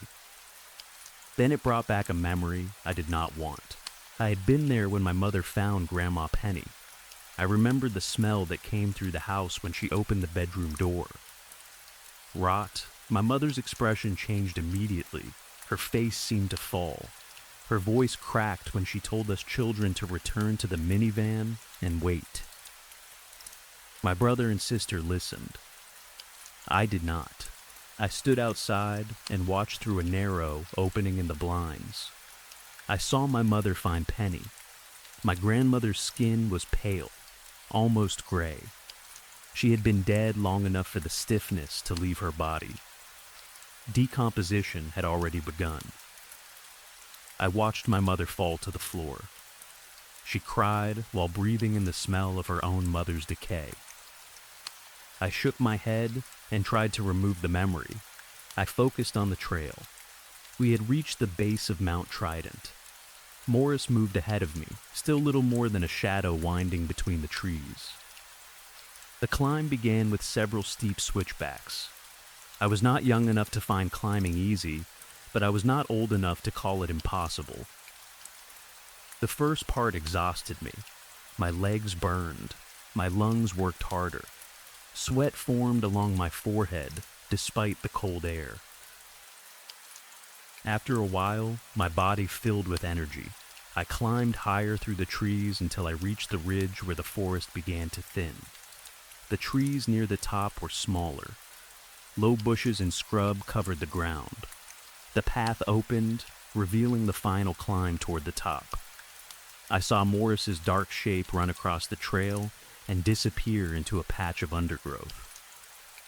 I stopped and looked up. The sky was incredible. The moon and stars seemed close enough to touch. I raised one hand, imagining I could reach into the darkness and pull one down. I found the Big Dipper. Then the Little Dipper. Then Orion's Belt. For several minutes, I forgot the fear. The world could still be beautiful after everything that had happened to me. That thought brought guilt. I thought about all the people I would have loved to share that moment with. Nick, my family. Suze, but beneath the guilt was something else. Hope, perhaps. My thoughts were no longer completely dark. Maybe I was healing. A loud crash came from a bush nearby. I lowered my hand. Morris? The branches moved. I took out the flashlight and switched it on. The bright beam struck the bushes. I saw the shape of a head. 2 dark eyes stared back at me. Morris, I called. I turned off the flashlight and reached into my pocket for a liver treat. The shape ran from the bushes toward me. I held out the treat. A tongue slid across my palm and took it. I smiled and reached down, expecting to feel Morris's smooth black fur. Instead, my hand slid across wet skin. I froze. The skin was warm, bare, and covered with something greasy. I stepped back and switched the flashlight on again. A thin, naked creature crouched in front of me. Its body was covered in dirt, dried blood, and grime. It was shaped almost like a person, but everything about it was wrong. Its arms were too long. Its legs bent strangely beneath it. Its ribs pressed sharply through its skin. Its hair hung in filthy black clumps around its face. The creature licked its lips. A long string of saliva stretched from its mouth. It turned its head away from the bright light, twisting its neck at an unnatural angle. For 1 second, neither of us moved. Then it rushed at me. I grabbed Morris's leash and swung it toward the creature's face. The heavy brass clip passed close to its eyes. It jerked sideways to avoid being struck. I turned and ran. Everything inside me moved faster. My heart, my breathing, my thoughts. I imagined the creature catching me and tearing open my chest. I imagined it pulling out my ribs one by one. I heard growling behind me. Something snapped close to my heels. I refused to look back. I ran down the mountain. Branches struck my face and arms. Loose stones rolled beneath my boots. More than once, I nearly fell. The growling stayed behind me. Sometimes it sounded close enough that I could feel its breath. I kept running until my legs could no longer carry me. By the time I stopped, I had reached the side of the lake closest to my house. The trees there were widely spaced. Moonlight shone through them and lit the moss-covered ground. I bent over, struggling to breathe. The only sound was the air moving in and out of my lungs. I forced myself to stand and search the forest. At first, I saw nothing. Then something moved about 20 meters away. A dark silhouette crawled across the ground on all fours. It looked more human than dog. Panic gave me strength. I ran all the way back to the house. As I approached the porch, I heard a soft whine from the trees. I jumped and raised the flashlight. The motion light above the porch switched on. Morris limped out of the darkness. For a second, I could only stare at him. If Morris was there, injured and frightened, what had been walking beside me? How long had Morris been gone? How long had that creature been pretending to be him? I rushed toward my dog. He tried to walk, but one of his back legs would not support his weight. I bent down and lifted him. Morris weighed nearly 70 pounds, but fear gave me enough strength to carry him. I stumbled into the house, kicked the door closed behind me, and locked it. I placed Morris on the couch. That was when I saw them. The ghosts of everyone I had lost crowded the room. Nick stood near the stairs. My parents waited in the hallway. My brother and sister stood together beside the window. Grandma Penny watched from the corner. Suze was near the kitchen door. None of them spoke. All of them stared. I ran into the kitchen and searched for a weapon. My hands closed around a large knife. Then I heard eating. Wet chewing. I slowly turned. Something crouched beside Morris's food bowl. Its back was facing me. Its head moved up and down as it pushed food into its mouth with both hands. The creature had followed us inside. It stopped eating. Slowly, its head turned toward me. Bright eyes stared from beneath a curtain of dirty black hair. Its lips pulled back. Sharp teeth showed through the grime. It leaped at me. I had no time to run. I raised the knife, but before the creature reached me, Morris struck it from the side. The old dog slammed into the creature with all the strength left in his body. They crashed across the kitchen floor. Morris bit down. The creature screamed and clawed at him. They rolled against the cupboards, teeth and nails tearing its skin and fur. Morris. I tried to move closer, but the creature threw him away. Morris hit the floor near me with a frightened whine. I grabbed my car keys from the counter. Morris. I shouted. I ran for the door. He struggled to his feet and followed. We burst outside together. The porch light switched on again. I helped Morris into the passenger side of the Jeep before running around to the driver's seat. My hand shook so badly that I dropped the keys. The front door of the house opened behind us. I grabbed the keys, shoved them into the ignition, and started the engine. The headlights lit the road. The creature stood directly in front of the Jeep. It was upright now, balanced on two legs. Blood ran down its chest and stomach. Some of it belonged to Morris. Some might have belonged to the creature. Its arms hung at its sides. Its mouth opened. I pressed the accelerator. The Jeep shot forward. The creature waited until the last moment before leaping away. I did not stop. I drove down the narrow road as fast as I could. When I looked into the rearview mirror, the creature was running behind us. It moved on all fours, its limbs striking the road in an unnatural rhythm. For several seconds, it kept up with the Jeep. Then, it slowly disappeared into the darkness. Morris sat quietly in the passenger seat. He licked the blood from his injured leg. I reached over and touched his back. "You're okay," I whispered. "You're okay." I do not know whether I was speaking to him or myself. Then I noticed another reflection in the rearview mirror. Someone was sitting in the back seat. Suze stared at me. Her skin was blue and swollen, exactly as it had been when I pulled her from the river.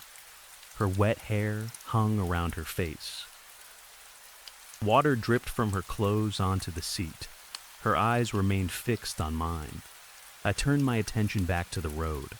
I did not look in the mirror again until the sun began to rise. The first light of morning spread across the sky. I told myself the night terror would be over. I told myself the ghosts would disappear. I looked into the rearview mirror. Suze was still sitting there, and she was still staring at me. Story 5. I moved into the building about 4 years ago. It was an old place made of dark red brick, with ivy climbing along the outside walls and curling around some of the windows. In summer, the leaves made the building look almost beautiful. In winter, when the vines went brown and bare, it looked like the kind of place people avoided after dark. The building had 6 floors, 1 small elevator, and a narrow staircase that always smelled of dust. The elevator doors sometimes opened even when nobody had called it.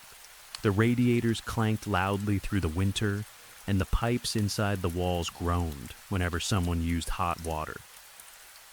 The hallways usually smelled like food. Some evenings, it was fried onions. Other nights, it was garlic, soup, burnt toast, or something sweet baking in one of the apartments. The smells mixed together and stayed trapped in the old carpet. I did not mind any of it. The rent was cheap, the location was close to my job, and most of the neighbors kept to themselves. People nodded when they passed each other, but nobody asked too many questions. That suited me. I had moved there after a difficult year, and I wanted somewhere quiet. For the most part, that was exactly what I got. There was only one person in the building who stood out to me. The old man in apartment 3B. I first saw him during my first week in the building. It was around 7 in the morning. I was leaving for work, carrying my bag in one hand and trying to lock my door with the other. When I looked down the hallway, I saw him standing beside the door to 3B. He held a white cup of coffee in both hands. He was thin, with pale skin and a tired face. His hair was mostly gray and combed neatly to one side. He wore a brown cardigan with loose threads around the cuffs, gray slacks, and old slippers that looked as though he had owned them for years. He was not doing anything unusual. He was simply standing outside his apartment, drinking his coffee and looking down the hallway. I smiled politely. "Good morning," I said. He looked at me. His eyes were the first thing I noticed. They were not frightening. They were only tired, deeply tired, as though he had not slept properly in a very long time. He gave me a small nod. He did not smile or speak. Then he opened his door and went back inside. I thought nothing of it. The next morning I saw him again. Same time, same place, same clothes, same cup of coffee. I said good morning. He nodded and went inside. It happened again the day after that. Within a few weeks, it became part of my normal routine.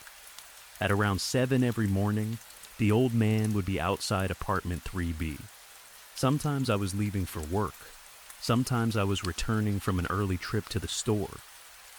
Once, I came home after spending the night at a friend's place, and he was still there at exactly the same time. The details never changed.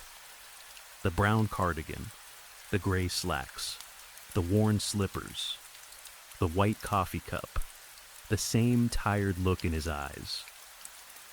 At some point, I started calling him Mr. Wiseman. I do not remember when I first learned the name. I assumed it had come from one of the mailboxes in the lobby or perhaps from a letter I had seen near his door. It never seemed important enough to think about. Morning, Mr. Wiseman, I would say. He would nod. Then he would return to 3B. That was the full extent of our relationship. I never saw him anywhere else. He was never in the lobby, the elevator, or the laundry room. I never saw him leaving the building. I never saw him carrying groceries or collecting mail. Still, I did not find that strange. Some elderly people rarely went outside. Maybe someone brought him food. Maybe he only came into the hallway, because it was part of his morning routine. He became part of the building's background, like the broken light on the second floor or the water stain near the stairs. I stopped thinking of him as a person I knew and started thinking of him as something that simply belonged there. Then, last week, someone moved into apartment 3A. I met him in the hallway while he was carrying boxes. He looked to be in his early 20s. He had a backpack over one shoulder, a box balanced against his chest, and a ring of keys hanging from one finger. He dropped one of the keys while trying to open his door. I picked it up for him. "Thanks," he said, laughing nervously. "First day, and I'm already losing things." "No problem." I helped him hold the box while he unlocked the door. "I'm Daniel," he said. "I'm in 3A. I introduced myself and pointed toward the door beside his. "Your neighbor is pretty quiet," I said. "Old guy. Keeps to himself." Daniel glanced at the door. "Which apartment?" 3B, he gave me a strange look. 3B?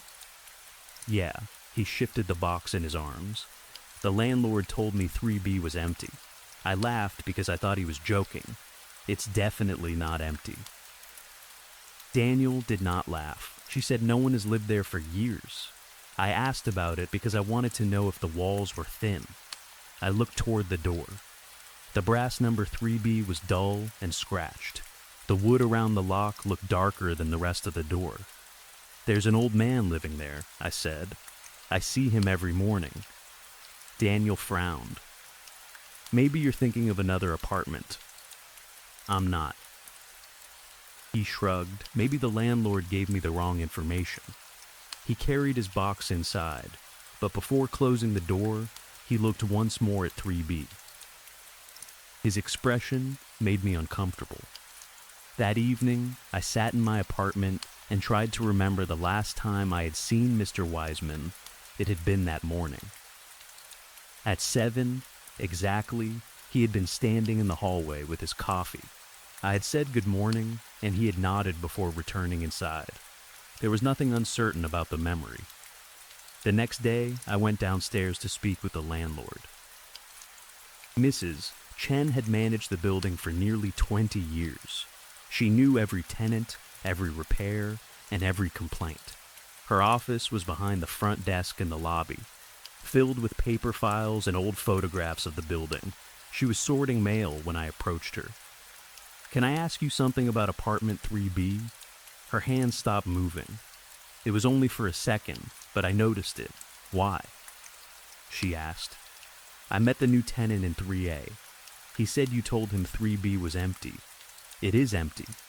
"No, it isn't." She slowly placed the envelopes on the desk. "What do you mean? There's an old man living there. I see him almost every morning." Mrs. Chen stared at me. For the first time since I had known her, she looked unsure of what to say. "What does he look like?" "Thin, gray hair, brown cardigan, usually holding coffee." Her face became difficult to read.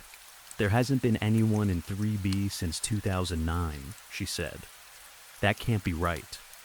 The last tenant died." I waited for her to explain further. She did not. "What was his name?" I asked. Her eyes narrowed slightly. "Why? Was it Wiseman?" The moment I said the name, something changed in her expression. It was not surprise exactly. It looked more like fear. She quickly looked toward the lobby doors, as if checking whether someone had entered. "Nobody has lived there since 2009, she repeated. "The apartment has been locked since then. I see him every morning." She gave me a long, uncomfortable look. "You need more sleep," she said. I could tell the conversation was over. I thanked her and left. That night, I barely slept. I kept listening for movement in the hallway. Every time the radiator clicked or a pipe groaned, I looked toward the door. I told myself there had to be a normal explanation. Maybe Mrs. Chen was wrong. Maybe someone was staying there without permission. Maybe the old man lived in another apartment and stood outside 3B for some reason. At 6:55 in the morning, I got out of bed. I opened my apartment door and stepped into the hallway. The corridor was empty. A weak light buzzed above me. Apartment 3B stood dark and silent. There was no old man, no coffee cup, no brown cardigan. I walked toward the door. The air seemed colder near it. I knocked. The sound echoed through the hallway. There was no answer. I knocked again, louder this time. Nothing. I placed my ear against the wood. I could not hear movement, breathing, or the sound of a radio. There was only silence. I looked through the keyhole, but the other side was completely black. For several minutes, I stood there feeling foolish. Then Daniel opened the door to 3A. He looked tired. "What are you doing?" "Nothing," I said. He looked at 3B and then at me. "Did you see him?" "No," Daniel hesitated. "I heard someone walking out here around 3 this morning. Old buildings make noise." That's what I told myself. He closed his door. I returned to my apartment and tried to forget the whole thing. I told myself that stress was affecting me. Work had been difficult. I had not slept well in days. Maybe I had built a routine around seeing someone who lived elsewhere and had confused the apartment number. The next morning, I left for work early. I did not look toward 3B. The day after that, I returned home late and hurried straight into my apartment. I avoided the old man's door as much as possible. Then, this morning, I heard it. A door opening. Soft footsteps moved across the hallway carpet. I sat up in bed. The clock beside me showed 7:00. I slowly walked to my door and looked through the peephole. Mr. Wiseman was standing outside 3B. He held his white coffee cup. He wore the same brown cardigan. He looked exactly as he always had. For a moment, I felt relieved. The relief did not make sense, but seeing him there made the world feel normal again. I almost laughed at how much I had frightened myself. I opened the door. He turned toward me. His tired eyes met mine. He nodded. "Morning," he said. I froze. In 4 years, I had never heard his voice. It was low, dry, and weak, as though he had not spoken in a long time. "Good morning," I managed. He continued looking at me. Then he said, "You've been asking about me." My stomach tightened. Before I could reply, he opened the door to 3B and stepped inside. The door clicked shut behind him. I stood in the hallway for a long time. The building felt different. The light above me flickered. Somewhere downstairs, the elevator groaned. I knocked on 3B. "Mr. Wiseman?" No answer. I went downstairs to the lobby. Mrs. Chen sat behind her desk, filling out paperwork. 3B, I said. She looked up. I saw him again. The color drained from her face.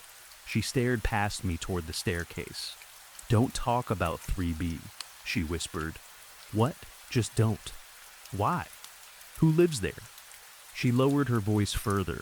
"Nobody." I spoke to him. Her hands began to shake. He said I'd been asking about him. Mrs. Chen looked down at her papers. "Go back to your apartment. I need you to tell me what happened in 3B. I said go back upstairs. Before I could continue, someone came down the stairs. It was the woman from apartment 3C. Her name was Alice, though I had only spoken to her a few times. She was in her 50s and always walked a small white dog named Milo. She stopped near the bottom of the stairs. "Everyone sees him," she said. Mrs. Chen closed her eyes. "Alice," she warned, but Alice ignored her. "We all do." I turned toward her. "You've seen the old man from 3B? She nodded. "How long?" "Since I moved in."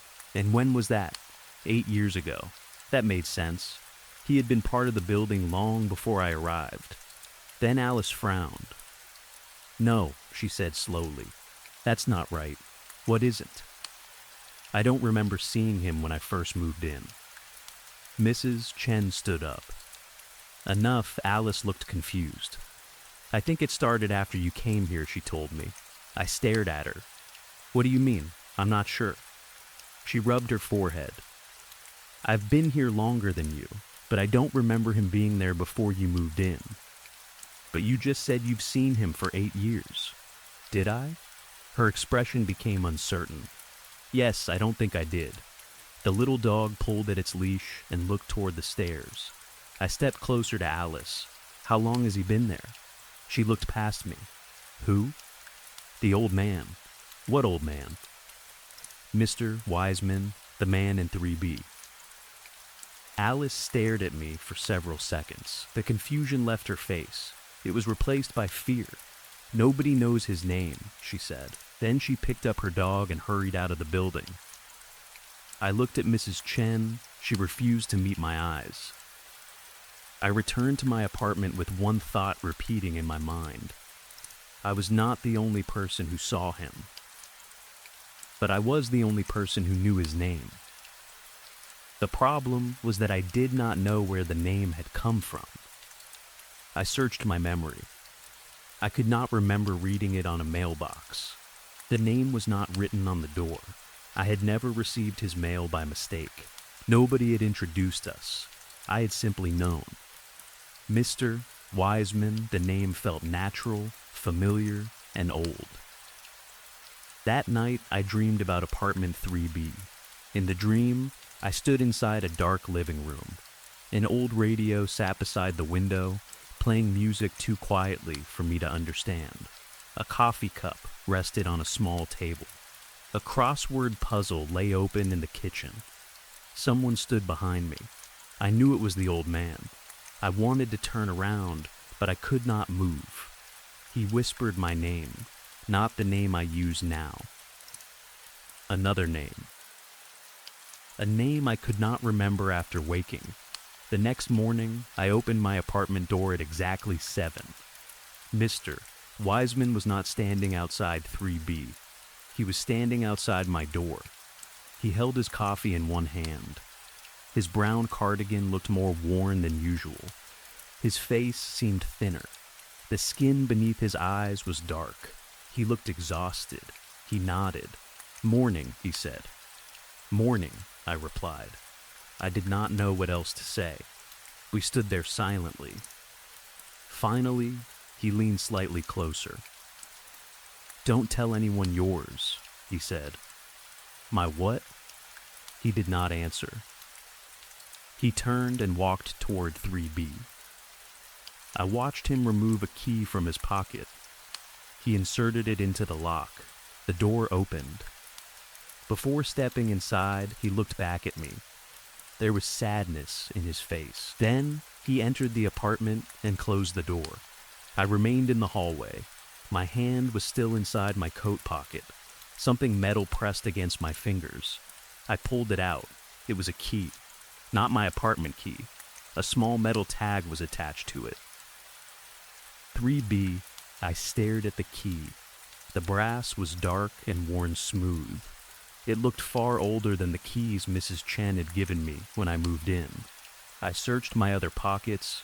My apartment key was gone. I checked the floor. Nothing. I did not remember losing it. I did not remember picking up the key to 3B. That should have been the most frightening part. It was not.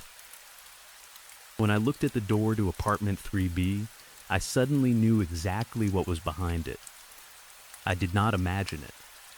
I did not guess. I knew. There was a narrow hallway inside, with faded wallpaper peeling near the floor. The living room was on the left. A green sofa sat against the wall, covered with a brown blanket. Beside the window stood an old wooden radio with a cracked tuning dial. The kitchen was small. A round table stood near the back wall. On it was a half-finished crossword puzzle, folded beside a black pen. The coffee pot had a damaged handle. One cupboard door did not close properly. A brown cardigan hung over the back of a chair. I could picture every detail. I even knew the smell. Old coffee. Dust, medicine, something sweet and stale. I had never entered 3B. At least I did not think I had. I returned to my apartment and sat on the edge of my bed. The key remained in my hand. For hours I tried to remember where I had seen the inside of 3B. The memory seemed to sit just below the surface of my mind. Every time I reached for it, it disappeared. I considered calling the police. What would I tell them? That I had seen an old man standing in a hallway? That I had somehow found a key in my pocket? That I knew the layout of a locked apartment? They would think I was confused. Maybe I was. That evening, someone knocked on my door. It was Daniel. He looked nervous. "Can I ask you something?" "Sure. Did you go into my apartment today?" "No. Are you sure?" "Yes." He looked over his shoulder. "I found a coffee cup on my kitchen counter." "So? I don't drink coffee." My mouth went dry. What did it look like? White old, there was still coffee in it. Maybe it belonged to the last tenant. I cleaned the apartment when I moved in. He lowered his voice. "Last night, I heard someone knocking from inside the wall between my place and 3B.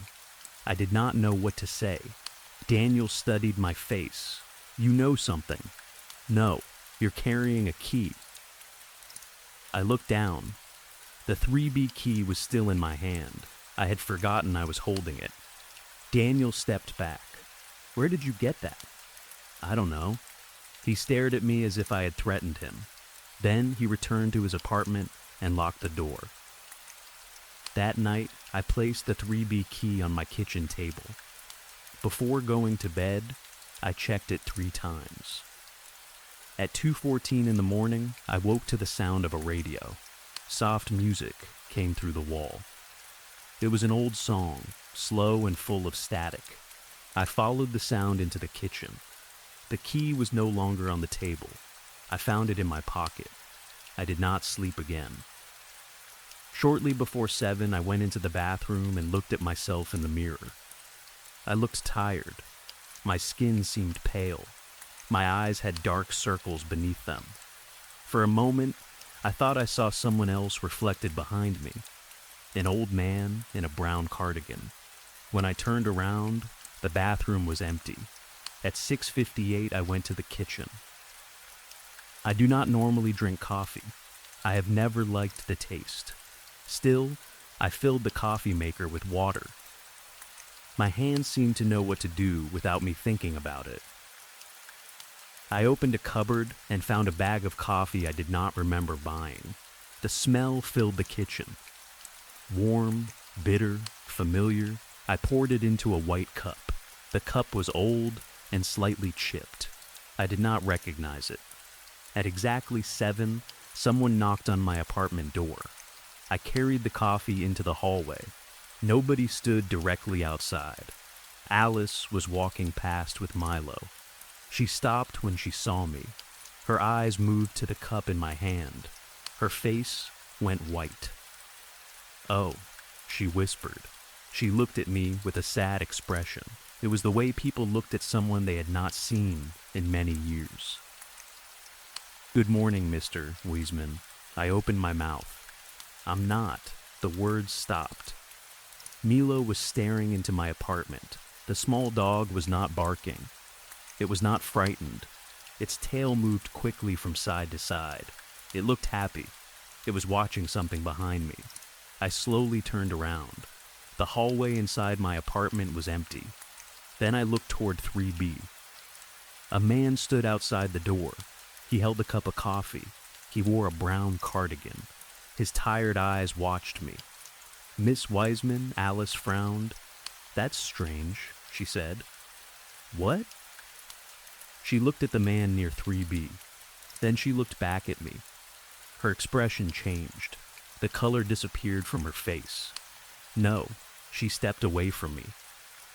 "What is it?" I asked. There were two. What do you mean?